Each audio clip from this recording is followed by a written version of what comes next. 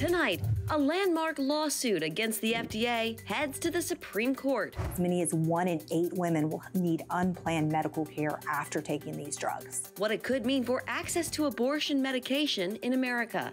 Plus, terror attack in Russia. What we know to be the case is that ISIS-K is actually, by all accounts, responsible. The details now known about the deadly concert hall rampage. And the latest on ceasefire negotiations between Israel and Hamas. All this and more tonight on Faith Nation.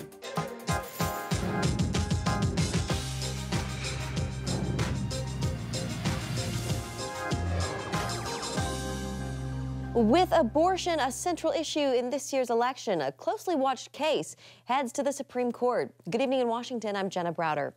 The nation's highest court will hear arguments tomorrow in what's being called the most important abortion case since the Dobbs decision ending Roe v. Wade. Justices will ultimately decide the issue of access to the so-called abortion pill. In tonight's top story, CBN News medical reporter Lori Johnson explains what's at stake. As a college freshman, Rebecca Hagan learned she had an unwanted pregnancy. There was the absence of hope. I felt desperate.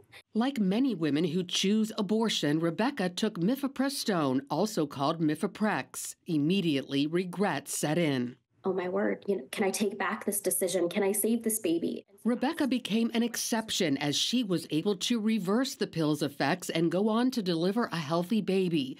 With most women who take it, however, the baby dies. What's more, the mother often suffers complications, which can include sepsis or even death. The further in pregnancy she is, the more common it is that she's going to have surgery, sometimes emergency surgery for hemorrhage, for a massive amount of bleeding, or for tissue left inside.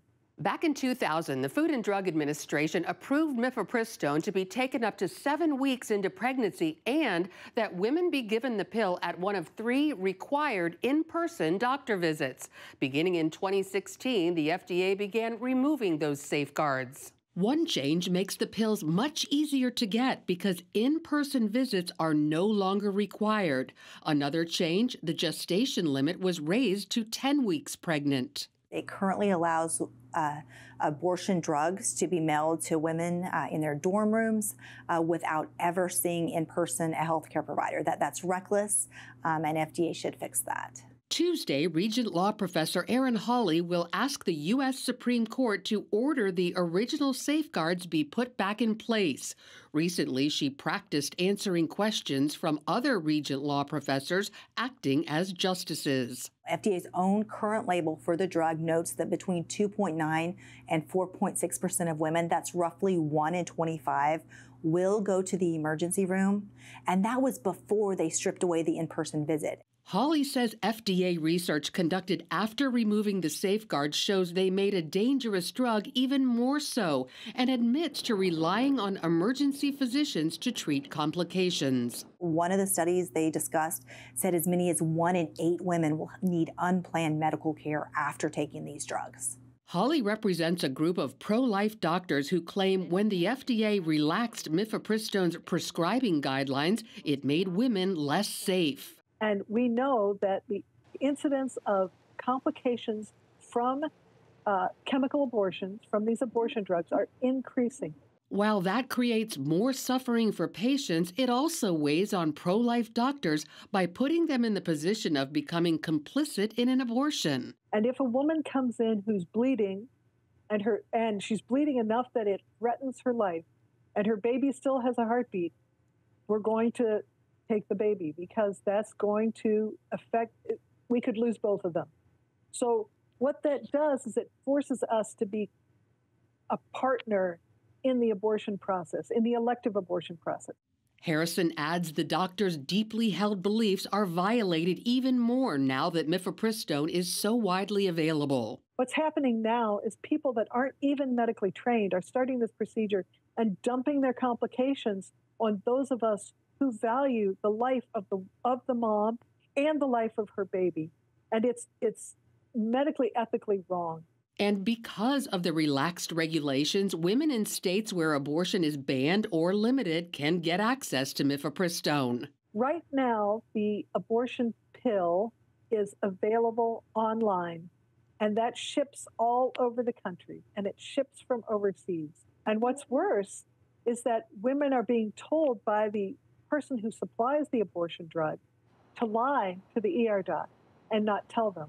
The doctor group pushed for an outright ban on mifepristone. As a Christian, I believe that every life is inherently valuable, no matter how small, no matter if that life is not yet born. The court, however, agreed to only consider the issue of access, including whether women can skip the doctor visits and receive pills by mail. Hawley still believes if the court rules in their favor, lives will be saved. So we always work with excellence as unto the Lord, but we can also count on Him for the process and the results, and we can lean on His strength and His wisdom, and so trust that to Him. And that really helps with a case like this that's going up before the Supreme Court, and knowing ultimately that God is in control. A decision is expected in June. Lori Johnson, CBN News. All right, thank you, Lori. Joining us now for more, CBN News chief political analyst David Brody. So, David, we await a June ruling on this case.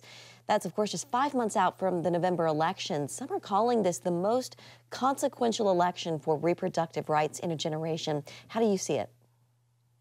I agree. There was that talk about, of course, Roe v. Wade being overturned, and this coming on the heels of Roe v. Wade could really make it a major problem for Republicans. The timing here is awful. I mean, a June decision, let's remember, as we remember with Roe v. Wade, that decision also came in June. Of course, that's when the Supreme Court issues most of their major decisions. So, yes, I mean, this is consequential, not only just as it relates to the moral issue, whether it should be access or no access for the abortion pill, but politically, this is a big deal for Republicans. This could really hurt them quite a bit, and that's the last thing they need. Yeah. To your point, David, Republicans really do seem to be struggling with their message and finding unity on the abortion issue. A new CNN poll shows Trump leading Biden in the swing state of Michigan on every issue except abortion. David, this really does seem to be Republicans' Achilles heel. Well, Jenna, they bungled it. Right at the beginning of Roe v. Wade, they were caught flat-footed. They had no coherent message. And when you don't have a coherent message, what ends up happening, especially in politics, is that vacuum is filled somehow. And Democrats filled the vacuum. And the Democrats filled the vacuum with talk about how Republicans wanted to ban abortions all across the country at any state. Didn't matter. Just the abortion, absolutely done, no exceptions, yada, yada, yada. And of course, we know the situation from a federalism standpoint that this was to be done at the state level. But they won the narrative argument at the beginning. And Republicans have yet to be able to come up with any sort of concise strategy, and really writ large, kind of a larger strategy between Republicans in the House and the Senate, and even President Trump all kind of working together on the same page. It's been very difficult. Yeah, Donald Trump, David, has suggested that he might support a national ban on abortion at 15 weeks. That polls pretty well among most Americans. Of course, we know this is now a state issue, like you were just talking about, after the high court sent it back to the states. They said individual states can make the decision, not the federal government. That was the Dobbs. That was the Roe, when they overturned Roe. David, what is Donald Trump trying to do here if he knows this is a state issue, but's now saying he might support a federal ban on abortion? Well, look, Jenna, he's playing what the Democrats are playing a national game. Remember with Joe Biden, the State of the Union, he wants to codify Roe v. Wade into law. If you send me a bill, I will sign Roe v. Wade into law. Well, look, if the Democrats are going to play the national game, Republicans will as well. And I think that's what Trump is doing here to a degree. Also, let's be honest, he needs evangelical turnout. He's always needed evangelical turnout, so that's important. But one other issue here, not issue, but one thing to remember is that Donald Trump was for a 20-week ban on abortion when he was president. He was ready to sign that bill. Democrats blocked it. But, you know, he's been there on this already. So 15 weeks is actually an improvement. The way pro-lifers will see, going from 20-week ban to 15-week ban. We'll see how it plays out. But, you know, with Trump, everything's always the art of the deal. And there's a lot of dealing still to move forward.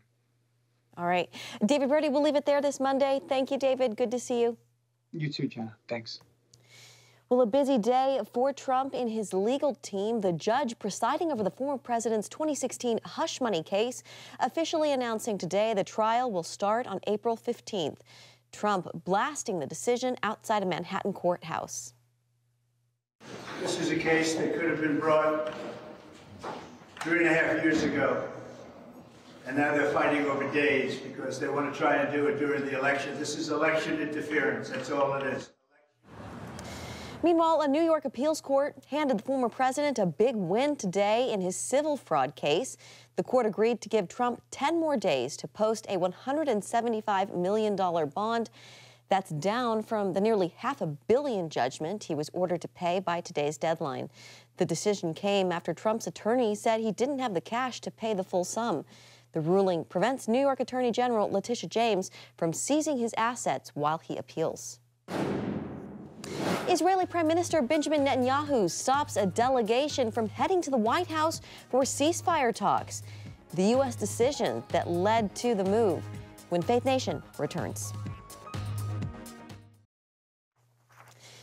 Tensions between Israel and the U.S. are on full display, this time over Washington's refusal to veto a UN resolution demanding a ceasefire in Gaza.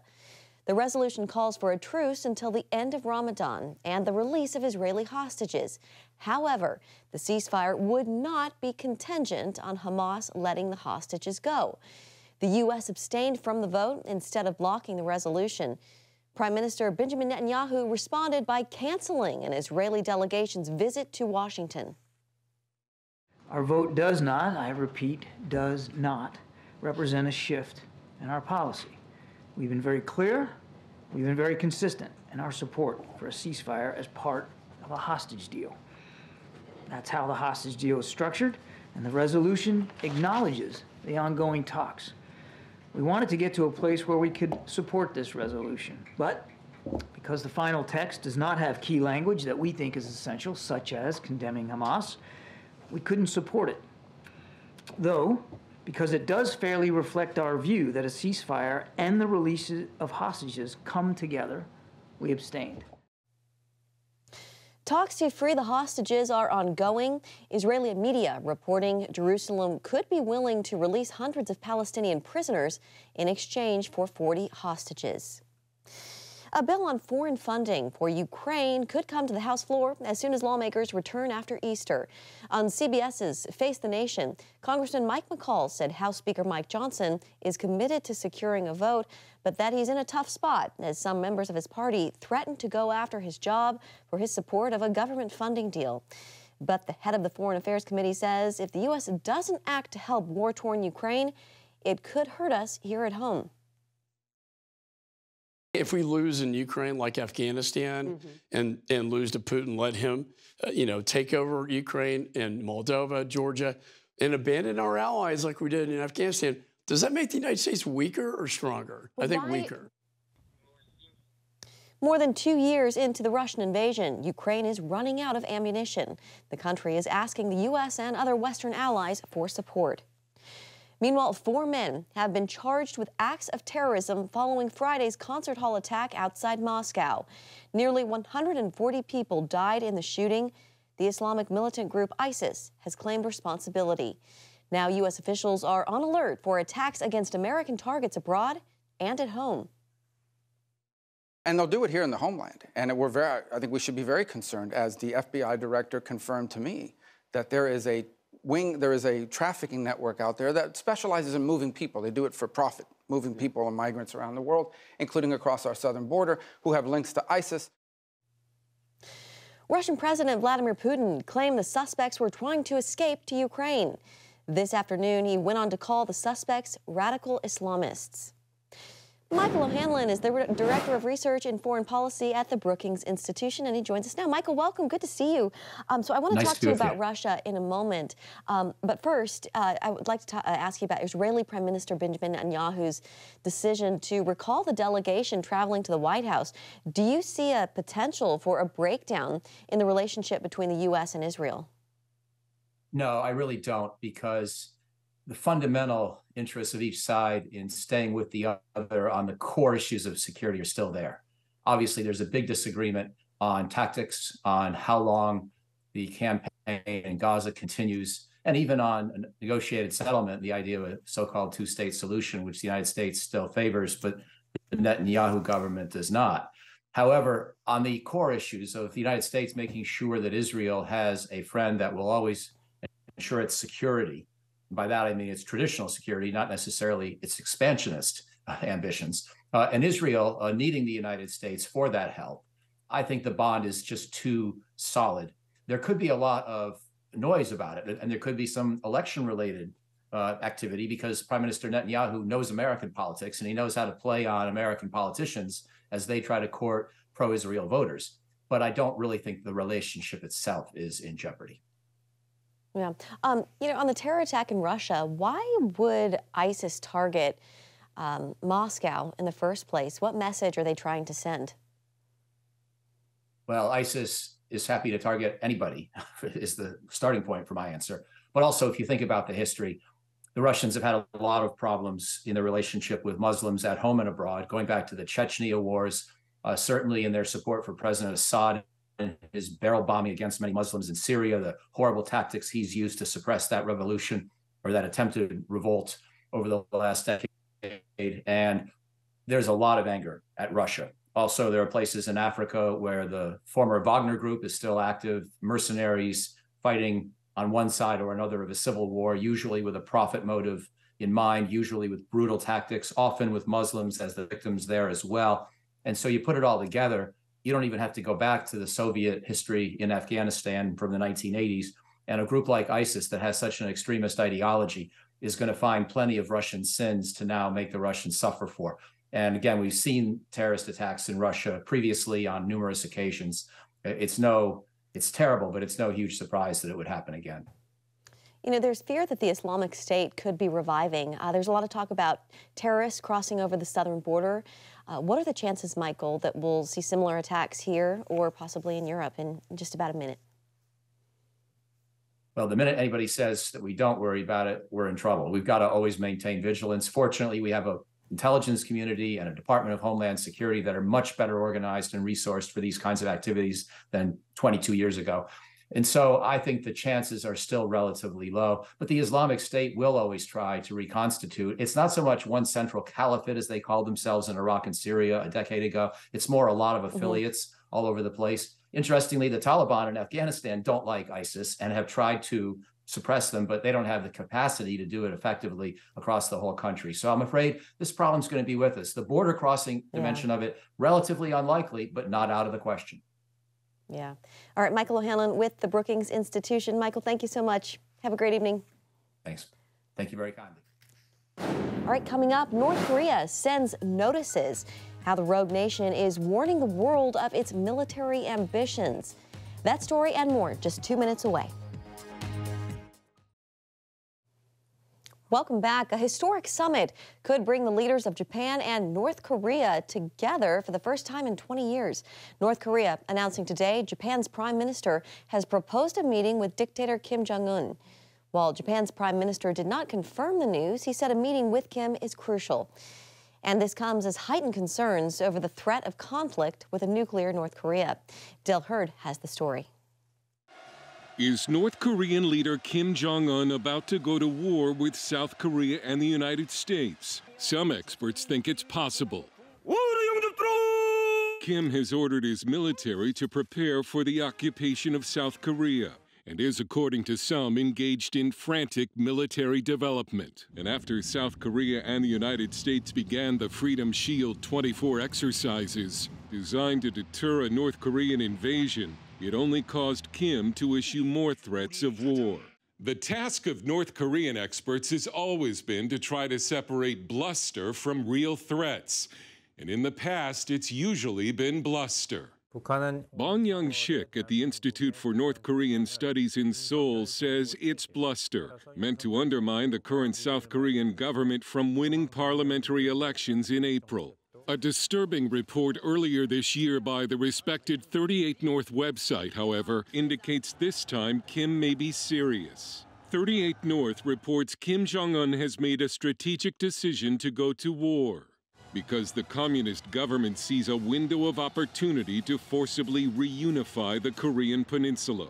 If the report is true, Asian expert Gordon Chang believes it would be part of a wider Asian war. North Korea wouldn't go to war unless it got the approval of both Moscow and Beijing. So probably if North Korea were to attack South Korea, it would be in conjunction with China attacking Japan, Taiwan, Philippines, India. Concerns about North Korea's nuclear program have grown in the past 2 years, as the North has test-launched missiles at a record pace and openly threatened to launch a nuclear attack on the United States. Chang does not necessarily agree that North Korea is preparing for war, but says if it is, the blame falls on the White House for appearing weak. An important part of this article that I believe is absolutely true, and that is the authors maintain that Kim Jong-un believes that the United States is in global retreat and that essentially he can pretty much do what he wants. That is a very dangerous mentality. And this is a thinking that also affects Vladimir Putin and Xi Jinping. The United States needs to reestablish deterrence because at this moment, the bad actors think that they have a green light. Kim Jong-un did something very strange a few weeks ago. While touring North Korea's impoverished countryside, he said publicly he's ashamed and sorry for neglecting the economy. It was very uncharacteristic of a leader with a reputation for being ruthless. It could mean Kim finally has a heart, or it could mean he knows a stronger economy will be needed if he's going to fight a war. Dale Hurd, CBN News. Finally tonight, cherry blossom season has arrived in the nation's capital. Crowds of thousands are flocking to the tidal basin for iconic pictures, and for some, one final chance to say goodbye to a local icon. So long, Stumpy. For many, snapping a selfie with Stumpy's shrub-like figure has become an annual tradition. Sadly, though, this year will be Stumpy's last stand. The tree will be cut down along with more than 100 others as part of a multi-year restoration project. And that's going to do it for Faith Nation this evening. Thank you for joining us. We'll see you right back here tomorrow.